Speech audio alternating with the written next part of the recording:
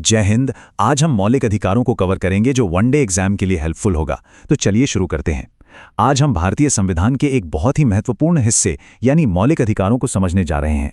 ये वो अधिकार हैं जो हमारे लोकतंत्र की बिल्कुल नींव हैं।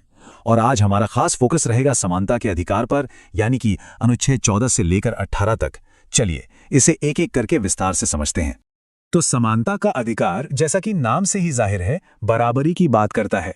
ये संविधान के अनुच्छेद 14 से 18 तक यानी कुल 5 आर्टिकल्स में बताया गया है। इसकी प्रकृति को अक्सर नकारात्मक कहा जाता है। नकारात्मक इसलिए क्योंकि ये राज्य को कुछ करने से रोकता है, जैसे कि राज्य भेदभाव नहीं करेगा। लेकिन एक बहुत बड़ा सवाल ये है कि ये अधिकार आखिर मिलते किसे हैं। तो देखिए, अनुच्छेद 15 और 16 ये सिर्फ और सिर्फ भारतीय नागरिकों के लिए हैं, जबकि अनुच्छेद 14, 17 और 18 भारत में मौजूद हर व्यक्ति को मिलते हैं, चाहे वो भारतीय नागरिक हो या कोई विदेशी। चलिए अब इस अधिकार के पहले और सबसे बुनियादी अनुच्छेद आर्टिकल 14 से शुरू करते हैं। ये अनुच्छेद दो बहुत ही मजबूत विचार सामने रखता है। राज्य किसी भी व्यक्ति को विधि के समक्ष समता और विधि के समान संरक्षण से वंचित नहीं करेगा। अब सुनने में ये दोनों बातें एक जैसी लग सकती हैं, है ना? पर असल में इनमें एक बहुत ही महत्वपूर्ण अंतर है। देखिए, अनुच्छेद 14 में दो बातें हैं। पहली, विधि के समक्ष समता। ये कॉन्सेप्ट हमने ब्रिटेन से लिया है। ये एक नेगेटिव कॉन्सेप्ट है, क्योंकि ये कहता है कि कानून के सामने कोई भी खास नहीं है, सब बराबर हैं। दूसरी तरफ है विधि का समान संरक्षण, जो अमेरिका से लिया गया एक पॉजिटिव विचार है। इसका मतलब है कि एक जैसी परिस्थितियों में लोगों के साथ एक जैसा ही व्यवहार होगा, और यहीं से तार्किक भेदभाव की बात निकल कर आती है। जैसे एक ही जुर्म के लिए एक बालिग और एक नाबालिग पर अलग अलग कानून लागू हो सकते हैं, और ये भेदभाव तार्किक माना जाता है। तो सवाल उठता है कि क्या कानून सच में सबके लिए बराबर है? सैद्धांतिक रूप से तो हाँ, लेकिन संविधान में कुछ प्रैक्टिकल वजहों से कुछ पदों को इस नियम से छूट दी गई है। जैसे कि भारत के राष्ट्रपति और राज्यपाल पर जब तक वो अपने पद पर हैं, कोई भी क्रिमिनल केस नहीं चलाया जा सकता। ठीक इसी तरह जब किसी दूसरे देश के राष्ट्राध्यक्ष या राजदूत हमारे देश में आते हैं, तो उन्हें भी कुछ कानूनी छूट मिलती है, ताकि वो अपना काम बिना किसी रुकावट के कर सकें।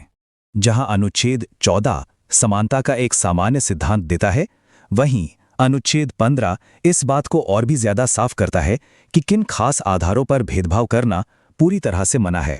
तो वो कौन से 5 आधार हैं जिनके बेस पर राज्य भेदभाव नहीं कर सकता?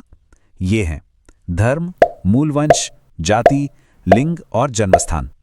ये याद रखना बहुत जरूरी है कि संविधान सिर्फ इन्हीं 5 आधारों की बात करता है। इसका मतलब ये हुआ कि इनके अलावा किसी और आधार पर भेदभाव किया जा सकता है, बशर्ते वो तार्किक हो। अब देखिए, अनुच्छेद 15 को हम 2 हिस्सों में समझ सकते हैं। 15(1) सिर्फ राज्य पर यह जिम्मेदारी डालता है कि वो उन 5 आधारों पर भेदभाव ना करे, लेकिन 15(2) का दायरा और भी बड़ा है। ये राज्य के साथ साथ आम नागरिकों पर भी रोक लगाता है। इसके हिसाब से किसी भी नागरिक को दुकान, होटल, कुएं या सड़क जैसी सार्वजनिक जगहों को इस्तेमाल करने से नहीं रोका जा सकता। हाँ, इसका एक अपवाद जरूर है, ये नियम किसी की निजी संपत्ति पर लागू नहीं होता। अब यहां पर एक बहुत बड़ा सवाल मन में आता है, अगर हर तरह का भेदभाव मना है, तो फिर हमारे देश में आरक्षण की व्यवस्था क्यों है? इसका जवाब छिपा है सुरक्षात्मक भेदभाव या पॉजिटिव डिस्क्रिमिनेशन के कॉन्सेप्ट में। संविधान बनाने वालों का मानना था कि सदियों से चली आ रही असमानता को सिर्फ ये कह देने से खत्म नहीं किया जा सकता कि सब बराबर हैं। इसीलिए समाज के जो वर्ग पीछे रह गए हैं, उन्हें दूसरों के बराबर लाने के लिए उनके पक्ष में कुछ खास प्रावधान करना जरूरी है। और इसी सिद्धांत के तहत महिलाओं, बच्चों और पिछड़े वर्गों के लिए विशेष कानून बनाए जाते हैं। तो इसी सुरक्षात्मक भेदभाव को लागू करने के लिए समय समय पर संविधान में बदलाव किए गए। सबसे पहले 1951 में पहला संविधान संशोधन हुआ, जिसने अनुच्छेद 15(4) जोड़ा और SEBC, SC/ST के लिए विशेष प्रावधानों का रास्ता खोला। फिर 2005 में 93वें संशोधन से अनुच्छेद 15(5) जोड़ा, जिससे हायर एजुकेशन में OBC, SC, ST को आरक्षण मिला। और हाल ही में 2019 में 103वें संशोधन से अनुच्छेद 15(6) जोड़कर आर्थिक रूप से कमजोर वर्गों यानी EWS के लिए 10% आरक्षण का प्रावधान किया गया। शिक्षा के बाद जीवन का जो सबसे महत्वपूर्ण क्षेत्र है, वो है रोजगार। इसलिए हमारा अनुच्छेद 16 समानता के सिद्धांत को सरकारी नौकरियों यानी लोक नियोजन के क्षेत्र में लागू करता है, ताकि सभी को बराबर मौके मिल सकें। अनुच्छेद 16 एक साफ साफ कहता है कि सरकारी नौकरी पाने में सभी नागरिकों को बराबर अवसर मिलेंगे। फिर 16(2) में भेदभाव के लिए 7 आधारों पर रोक लगाई गई है। ध्यान दीजिएगा, ये अनुच्छेद 15 वाले 5 आधार तो हैं ही, साथ में 2 और जुड़ गए हैं, उद्भव यानी वंश और निवास स्थान। लेकिन यहीं पर 16(3) एक जरूरी अपवाद भी बनाता है। ये संसद को अधिकार देता है कि वो कानून बनाकर किसी खास राज्य की नौकरियों के लिए वहां का निवासी होना अनिवार्य कर सकती है। तो असल में सरकारी नौकरियों में आरक्षण की व्यवस्था दिखती कैसी है? ये डोनट चार्ट हमें एक क्लियर पिक्चर देता है।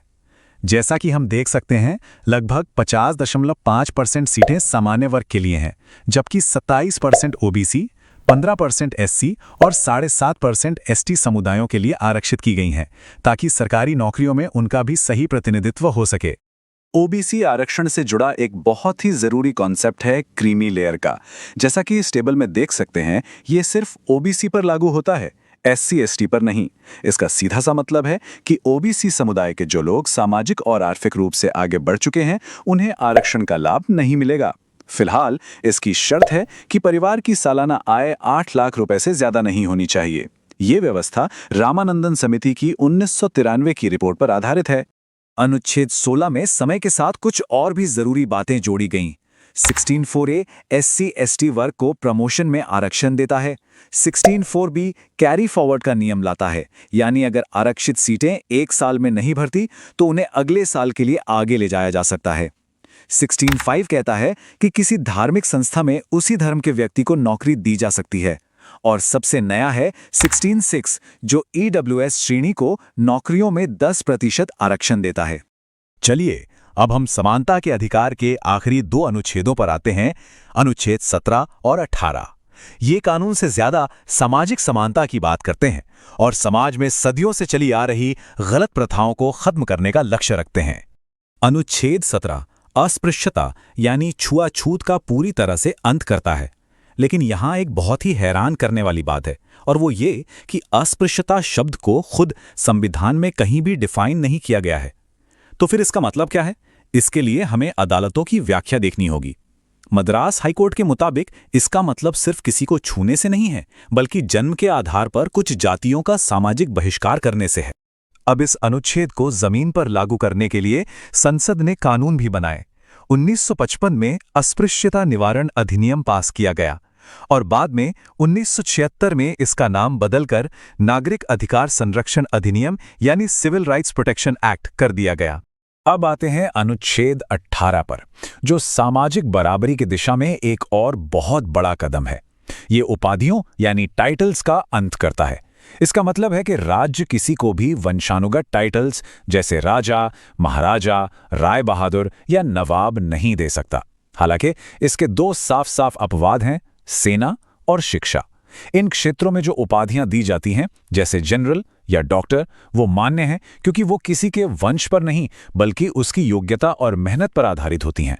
अनुच्छेद 18 सिर्फ देश के भीतर ही नहीं बल्कि विदेशी उपाधियों पर भी रोक लगाता है।